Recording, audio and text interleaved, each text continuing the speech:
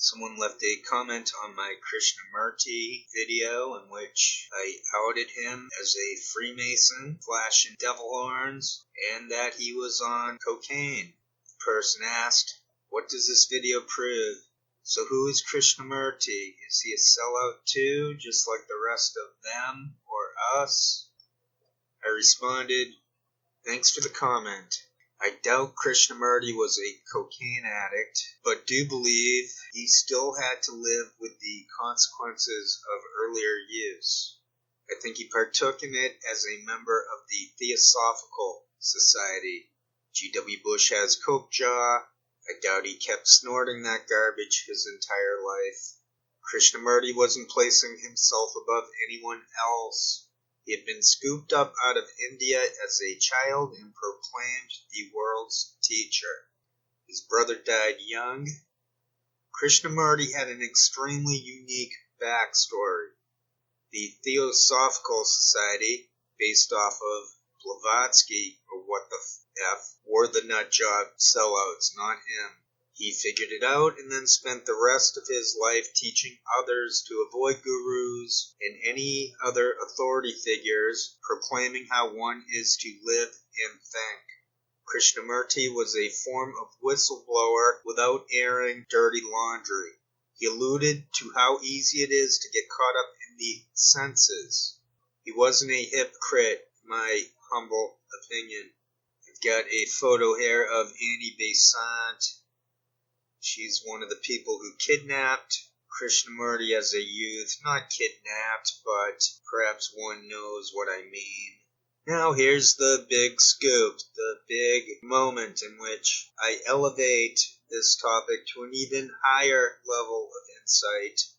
Krishnamurti was threatened with death if he ever mentioned anything about the Freemasons. He left them. He dissolved them. But anyone taking an oath with them is punished by death if they reveal secrets. Here's the video proving this. I say I won't describe that. I won't tell you a thing about it. That's to put it into words is to destroy it. He would say, not just to me, but to those close to him, there's certain things that he could not talk about. He said, "I'm not allowed to," which is a curious way of putting it. But he felt, I think we've discussed this, or it's well known, he felt very much that something else controlled his life. What that was, he did not describe. I noticed Glory and Poinkinen on with frank analysis. Glory was obviously reading off of a script. It was very humorous. That's the only reason to watch these people. They are triggering themselves. If you listen, that's what you're looking for.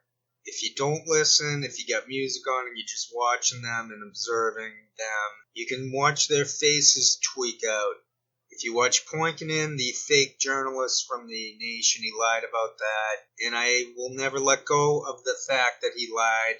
He's been chugging Kratom nonstop on that show. He is going beyond the beyond with Kratom use.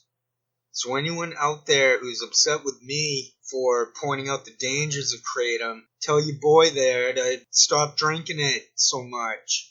I noticed something fly by him. I don't know what that was. I slowed it down. I tried to do this and that to the video.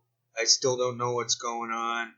Looks like Poinkinen got buzzed by an insect. That is breaking convolution news.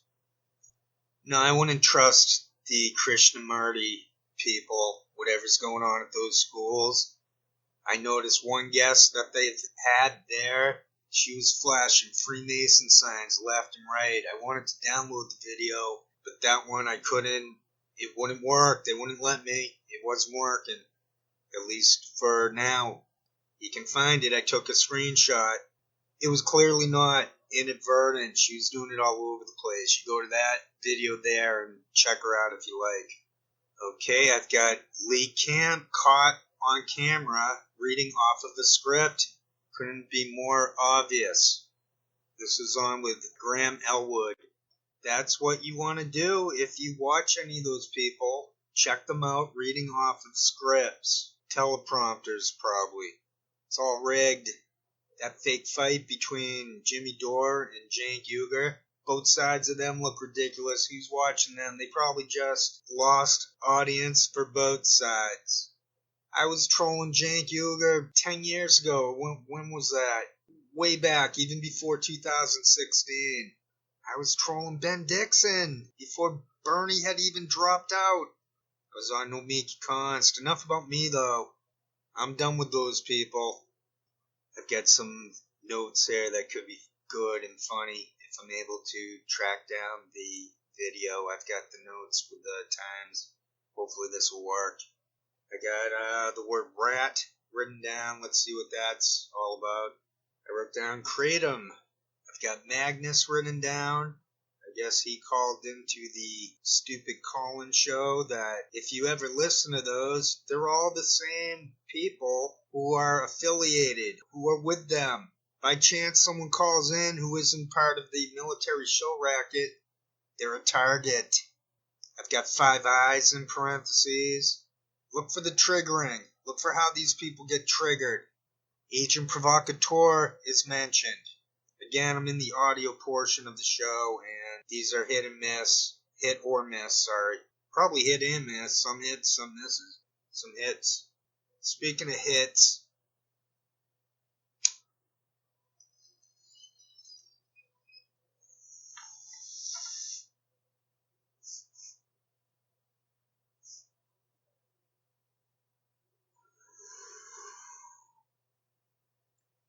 that's not a weed pen that Poinkin smokes. That's nicotine. You watch him smoking that, he's not getting any type of buzz. Maybe he's got weed pens and nicotine pens, but he's into the nicotine. I did notice him popping a pill. He's going to want to be careful popping pills to go with the kratom. That's when there can be those rare kratom-related deaths. He's chugging that stuff like there's no way that's a safe alternative, or at least not the way he's using it. Okay, so yeah, I got him popping pills. So let's see if I can find that. I've got the word COINTELPRO in parentheses. That's telling me that someone used a word and someone got triggered. Sometimes others get triggered. Sometimes we're talking self-triggering. No one is stronger than the limitations of the human software, not the word computers. I suppose we're similar to them, or in theory we are, where we go either yes or no. What about maybe? Computers can't say maybe. You never hear a computer say perhaps. I've got COINTELPRO in parentheses. Did I already mention that? I think I did. And I've got where Poinkin went to the small screen, and then by coincidence, he's chugging down some more kratom. He's banging around that bottle. Anyone who's been seeing any of those shows know he's knocking stuff. He's rattling his kratom bottles around. He's on tilt. He's in some frickin' I don't know where he is, but he's got weird tropical bugs buzzing his face. His yapper. His face never moves. Now, I have kind of a stony face myself, but that's from Asperger's. This guy, well, one of the symptoms of kratom is you end up with loss of affect. He can't smile. He can't do anything. He's done. He can't be happy. He's just in some perpetual downer. And I suppose I would too if I was some military shill in the year 2021. There's no way to justify being a COINTELPRO agent. Sorry. It's not my fault that they doctored the Echo Park footage and I proved it. I guess that's all I got for notes, because I took notes on some Convo Couch show, but then I didn't even download it. I said F them. So today's show is based mostly on Krishnamurti. Let's see what I got for downloads. Okay, we got Krishnamurti interviewed in Australia back in 1970. Hopefully I can include some of that. I already went over Krishnamurti Silenced. I wanted to go over some Crystal and Sagar, but I think I already pointed out in some past video how they're like the replacement, that the ecosystem is humongous. It's not just about this one little cell off of Jimmy Dore. You got Katie Halper, is that her name? Halper? Matt Taibbi is a paid fake. Yeah, the Blumenthal, everything that's going on out there is controlled. The reason why I'm able to say stuff about Freemasonry is because I never took the oath. Let's see, I got Mark Lamont Hill. Let's take a look at his face. I trolled him on Twitter. He's a fake as they get. He's a fraternity lad. Guess that's it. We'll call it a show. Or not a show, a podcast. Maybe I will try to turn this into a show. I made a long frickin' video on Jim Sullivan. I've got some videos in the back archive there. They add up to a lot of minutes each. I had some where I watched Mike Wallace interviews. There's stuff in there. The Jim Sullivan. I had a funny little thing on Margaret Mead.